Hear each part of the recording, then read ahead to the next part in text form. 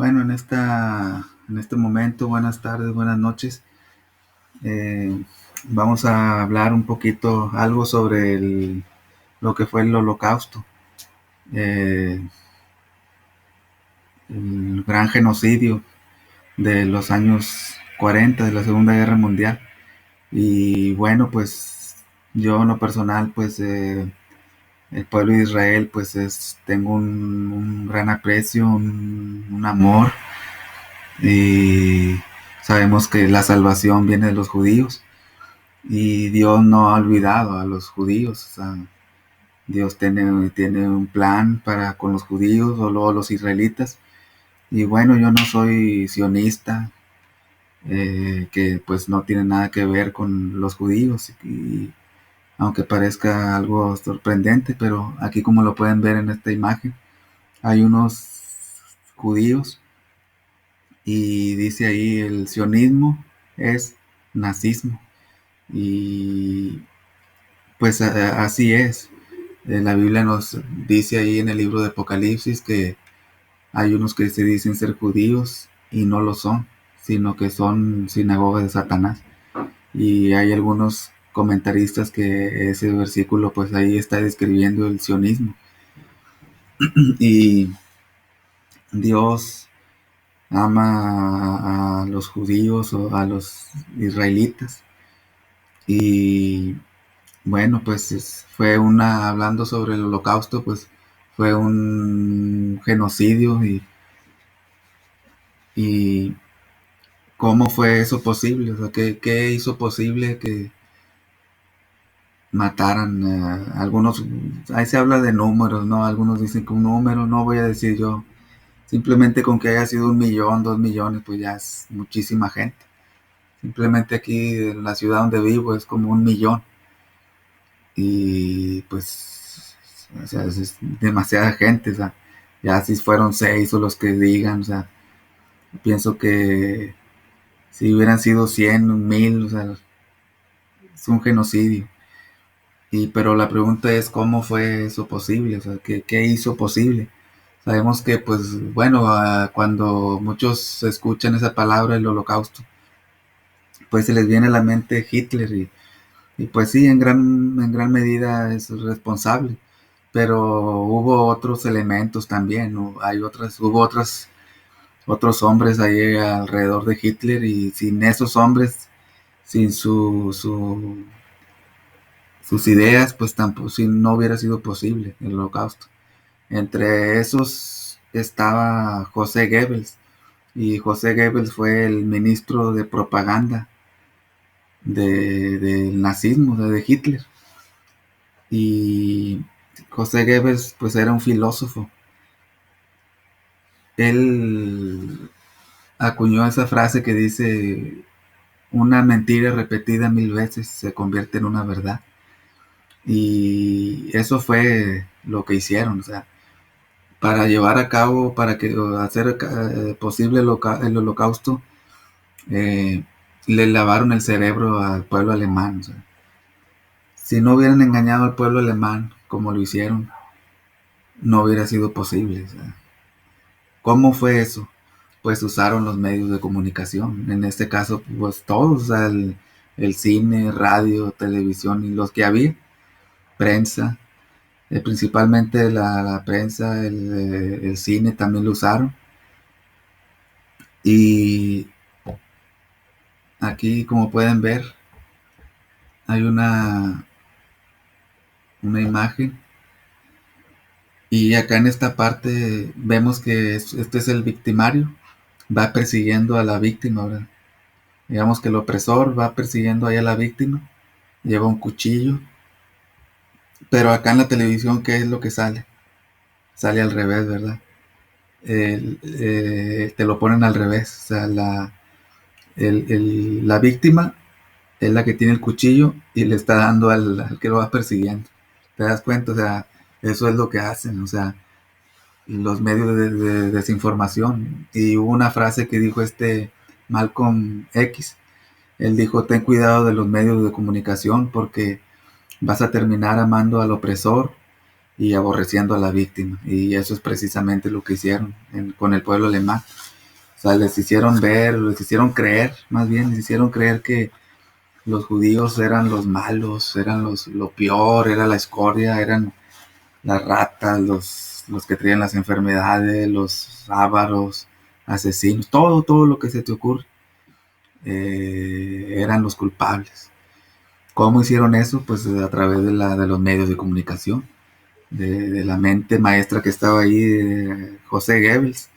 Muchos acusan a Hitler que sí tuvo gran culpabilidad, pero se olvidan de José Goebbels, que hubo 3 películas que él lidió. Esas 3 películas fueron las peores antisemitas, o sea, una gran calumnia. Es horrible lo que hicieron, o sea, con los judíos y con el pueblo alemán también, que también cómo fue posible que ahí en la Alemania, donde pues fue la cuna de la Reforma, donde Martín Lutero pues se dio cuenta a través de la palabra de Dios, de todos los errores del catolicismo.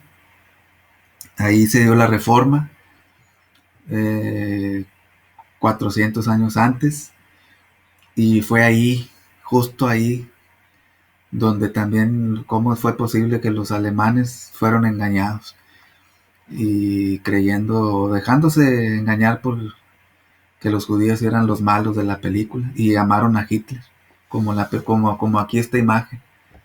Terminaron amando a Hitler, votando por él. Y claro, ahí detrás estaba instigando también la Iglesia Católica a través de sus cardenales y monseñores y todo eso. Le dijeron a los católicos que votaran por Hitler y terminaron amando a su verdugo, a su opresor, y aborreciendo a la víctima, que fueron los judíos. Y les comento que esas 3 películas eran, una se llamaba El judío errante, otra se llamó El judío Sus y la otra Los Rothschild. Fueron las peores 3 películas. Y vamos a ver un fragmento de esas, cómo los ponen. Pongan atención cómo son imágenes reales de cómo, eh, obviamente ahí el barrio había pobreza. O sea, en ese tiempo había unos judíos muy pobres, otros ricos. Entonces se trató de meter en la mente de los alemanes que los judíos eran sucios, eh, vivían así en condiciones con cucarachas y todo eso, y porque así les gustaba vivir. Y no era que les gustaba, que así estaban viviendo, ¿verdad? No era por su propia voluntad. Y vamos a ver el fragmento.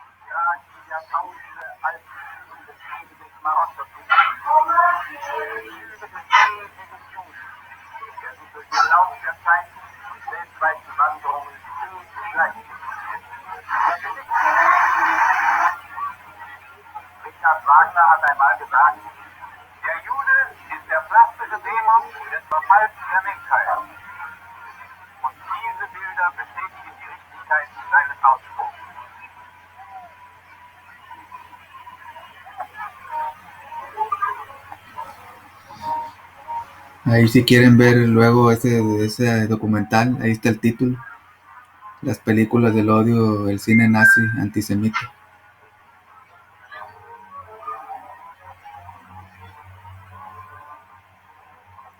Y todo esto lo usaron para engañar a los alemanes.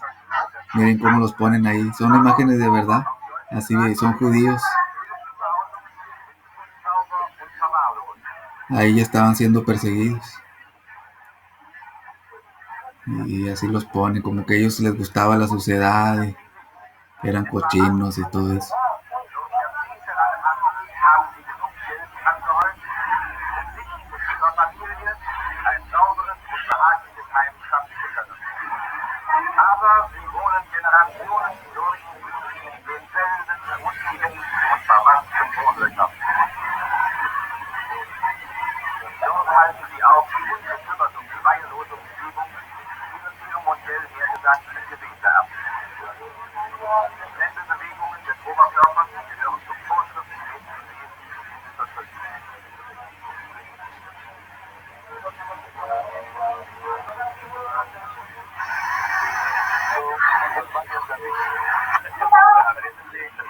Esa película es los Rothschild.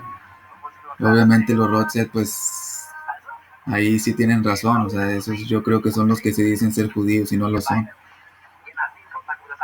Y todo el mundo cree que ellos son los culpables de todo, de las crisis ahorita. Pero no, por la culpa de los Rothschild, pues culpan a todos los judíos y no es así. Ahí los ponen como los ávaros, los banqueros, los prestamistas, los que no les importa nada más que el dinero. Quizás sí hay algo de razón en ese caso.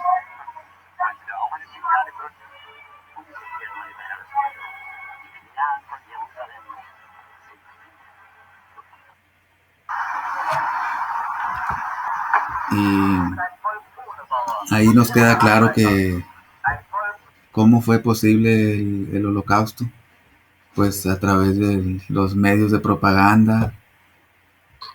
Y vamos a algo interesante que también se encuentra en el libro de Esther. Y si tienen ahí su Biblia, después lo pueden estudiar. Vamos a leer en Esther el capítulo 9, versículo 1. Dice, y en el mes 12º, que es el mes de Adar, a los 13 días de ese mes, cuando la orden del rey y su edicto estaban a punto de ejecutarse, en el día en que los enemigos de los judíos esperaban prevalecer sobre ellos, sucedió lo contrario, que los judíos prevalecieron sobre quienes los odiaban. Y aquí esto tiene su paralelismo, o sea, en ese tiempo, en el tiempo de Esther, si ustedes han leído el libro, el enemigo de los judíos era Amán. Amán pues quería exterminar a los judíos, a todos, desaparecerlos del mapa. Pero sucedió lo contrario, dice aquí. Sucedió lo contrario, que los judíos prevalecieron. Y vamos a seguir leyendo o sea, eso fue lo que sucedió también en el Holocausto. O sea, en el Holocausto Hitler y ese grupito pues quería eliminarlos. Quería eliminar a los judíos. Como pasó también acá en el tiempo de Esther. Y dice el versículo 6. En Susa, la ciudadela, los judíos mataron y destruyeron a 500 hombres.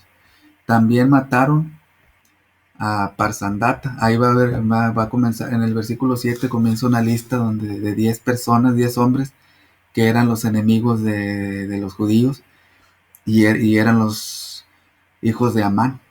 Y ahí comienza en el versículo 7, dice, mataron también a Parsandata, a Dalfón, a Aspata, a Porata, a Adalía, a Aridata, a Parmasta, a Arisai, a Aridai y a Baisata, los 10 hijos de Amán, hijo de Amedata, adversario de los judíos, pero no pusieron la mano en el botín.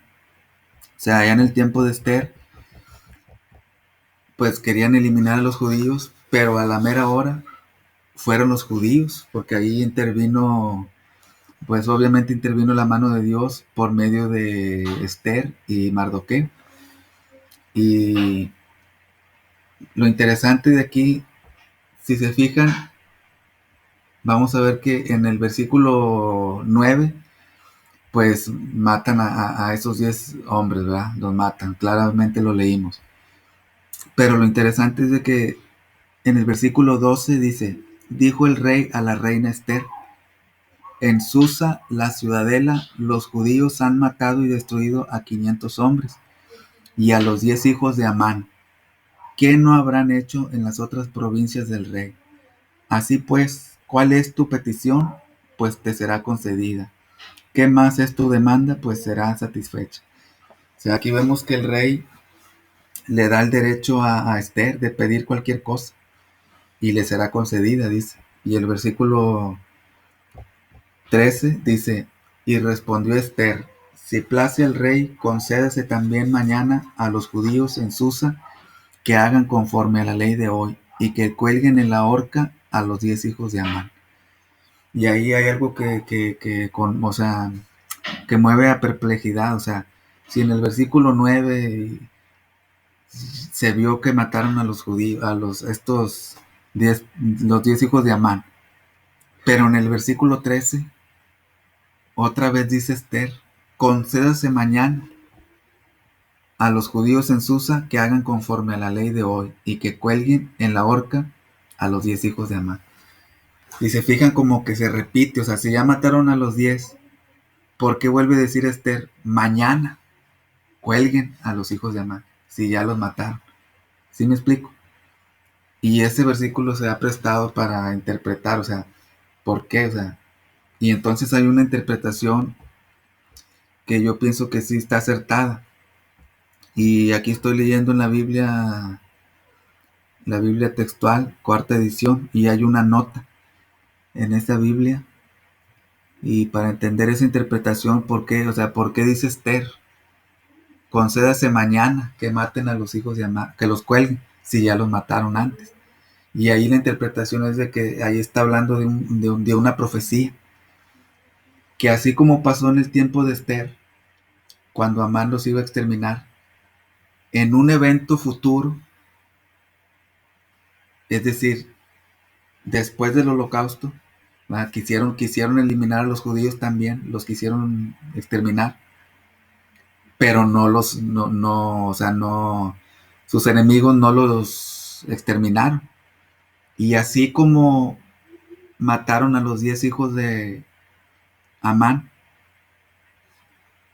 después del holocausto, se conoce como los juicios de Nuremberg, ahorcaron a 10 jerarcas alemanes. Esa es la interpretación, o sea, ahí te explica por qué Esther dijo, concédase mañana, porque en un evento futuro se iba a volver a repetir. ¿eh? Y aquí dice, vamos a leer eh,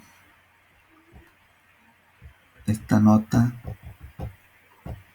Dice, sin embargo, otras razones pueden aludirse para esta peculiaridad. Las letras Tab, Shin y Sayin, que integran el primero, el séptimo y el 10º nombre de los hijos de Amán, o sea, esos que colgaron, como dice aquí, las letras Tab, Shin y Sayin, que integran el primero, o sea, el primer hijo de Amán que colgaron, el séptimo y el 10º nombre de los hijos de Amán, respectivamente, aparecen con un formato más pequeño. A su vez, el 10º nombre comienza con una Bab.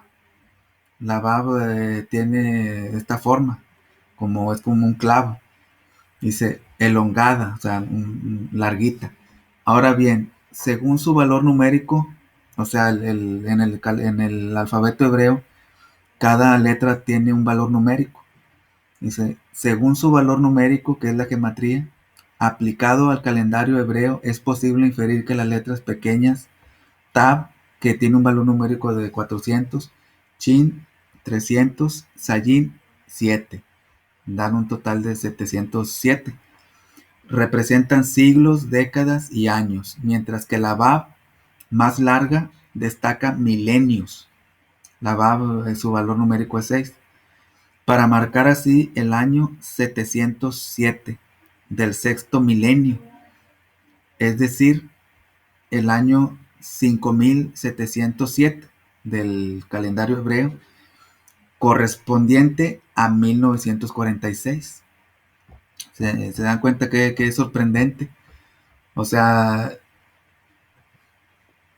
El año 5000, cuando llegó el año 5707 del calendario hebreo,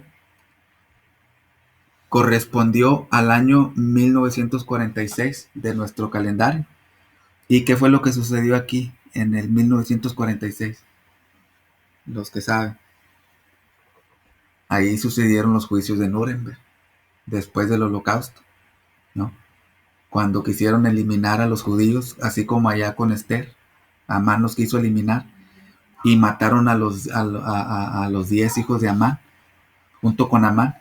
Bueno, también después del Holocausto se dieron aquí en 1946 los juicios de Nuremberg. Y dice, este particular año registra un acontecimiento histórico significativo que arroja luz sobre uno de los pasajes más discutidos de la escritura, que es o sea, cuando aparece ahí Esther, que el rey le dice, pide algo y te será concedido. Entonces Esther es cuando le dice, concédase mañana, que también ahorquen a los hijos de Amán, cuando ya habían sido ahorcados. Y sigue leyendo aquí, dice, aquí está, miren, para descifrar el enigma, la identificación del año es significativo, pues ese 16 de octubre fueron ahorcados en la ciudad de Nuremberg, Alemania, 10 jerarcas nazis responsables del holocausto judío. Inicialmente el número de condenados era 11, pero uno de ellos se suicidó horas antes, de manera que solo 10 subieron al cadalso.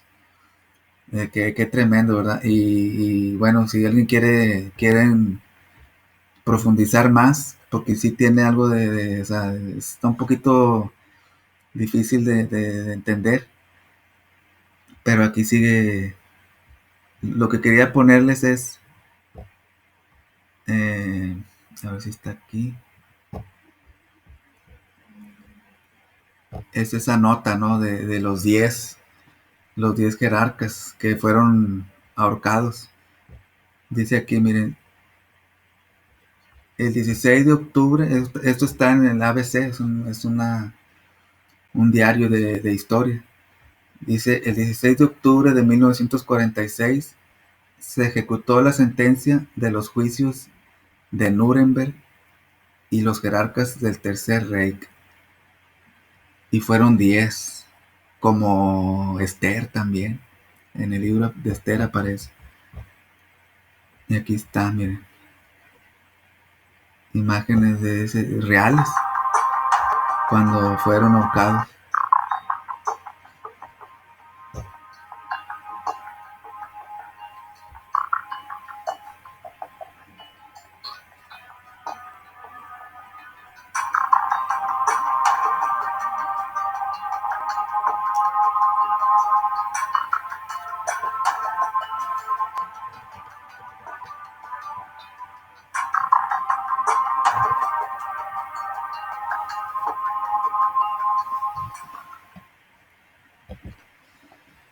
Exactamente, qué impresionante, ¿verdad? Cuando ahí Esther, y se repitió aquí, o sea, fue una profecía y Dios está con su pueblo. Dios tiene un plan para los judíos y eso se va a terminar de cumplir cuando venga el Señor Jesucristo. Va a venir y va a poner sus pies ahí en el Monte de los Olivos y muchísimos israelitas van a creer en él.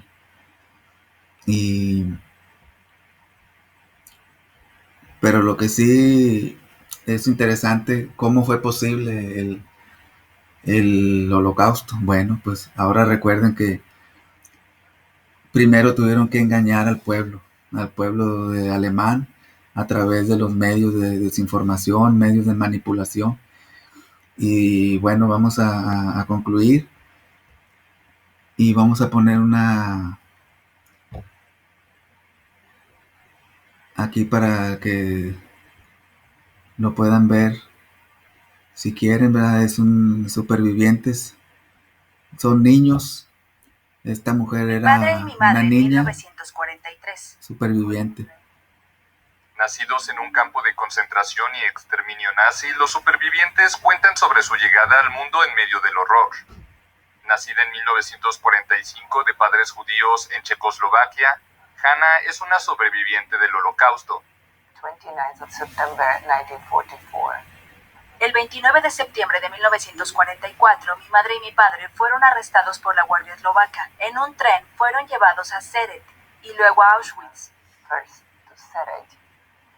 Ella tenía 2 meses y medio de embarazo. She was already 2.5 months pregnant. And on 12th of... Nací el 12 de abril en la tarde. Había gente alrededor porque fue en una fábrica, en una mesa. Was in the factory, on a table, and there was a... Y había un pediatra de Praga que ayudó a mi madre a dar a luz. My mother to deliver me. Algunos bebés nacidos en los campos nazis tienen certificados de nacimiento que les fueron dados hasta que fueron liberados. El de Hannah se puede ver en el Museo de Mauthausen, Austria, uno de los últimos campamentos liberados a los que fue trasladada unos días después de su nacimiento. Junto a él, este vestido que le hicieron su madre y otros prisioneros con trozos de tela. Al ver que los aliados se acercaban y la derrota se volvía inevitable, los guardias en los campamentos fueron más indulgentes. Esto es algo que salvó a Florence, también nacida en un campamento el 24 de marzo de 1945. Antes de que yo naciera, había alguien que visitaba a las mujeres, una capo que trabajaba, si se puede decir así, en Auschwitz, y que visitaba el campo Bergen. Y mi madre le dijo, mira, estoy embarazada y voy a dar a luz. No tengo tela para pañales para ponerle al bebé. Mi madre pensó que le iba a golpear o a dispararle porque se atrevió a hablar. Pero de hecho, la guardia abrió su bolso y le dio un paquete de cigarros y le dijo, con esto tú tendrás todo lo que quieras en el campamento. ¿Cuántos bebés nacieron en los campos? Pocos documentos lo identifican con precisión y pocos recién nacidos sobrevivieron. Hablar sobre el pasado sigue siendo muy difícil para los sobrevivientes, y los nacidos en los campamentos pronto serán los últimos en contar este episodio en la historia, un precioso testimonio para los historiadores y para sensibilizar a las generaciones jóvenes.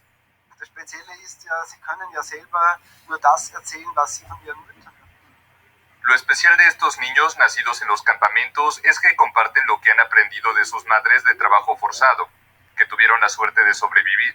Fuertes porque están directamente involucrados. No es su historia, pero es su historia.